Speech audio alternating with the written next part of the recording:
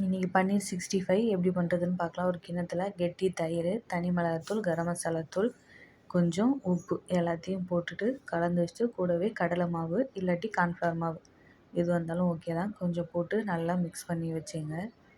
சூப்பராக இருக்கும். ட்ரை பண்ணி பாருங்கள். இந்த பன்னீர் 65 வீட்டில் எப்படி செய்கிறதுன்றது கடையில் இருக்கிறத விட வீட்டில் செஞ்சு சாப்பிட்டா உடம்புக்கு ரொம்ப நல்லது.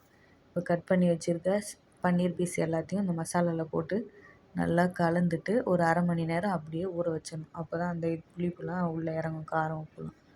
ஒரு அரை மணி நேரம் அப்படியே நல்லா ஊறினதுக்கப்புறம் எண்ணெய் காய வச்சு அதில் போட்டு பொரித்து எடுத்துக்கலாம்.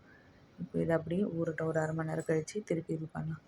கடாயில் எண்ணெய் ஊற்றி காஞ்சதுக்கப்புறம் இந்த பன்னீர் பீஸ் எல்லாத்தையும் ஒன்று ஒன்றா எடுத்து போட்டு பொரிச்சிடும். எண்ணெய் சூடானதுமே டக்குன்னு போட்டு திருப்பி விட்டுணும், இல்லைன்னா அடியில் அப்படியே ஒட்டிக்கும் பாலுன்றதால. எண்ணெய் சூடானதும் போட்டு பொரித்து எடுத்தால் பன்னீர் 65 ரெடி ஆகிடும். பிடிச்சிருந்தா லைக் பண்ணுங்கள், சப்ஸ்கிரைப் பண்ணுங்கள். பார்வையிட்டமைக்கு நன்றி.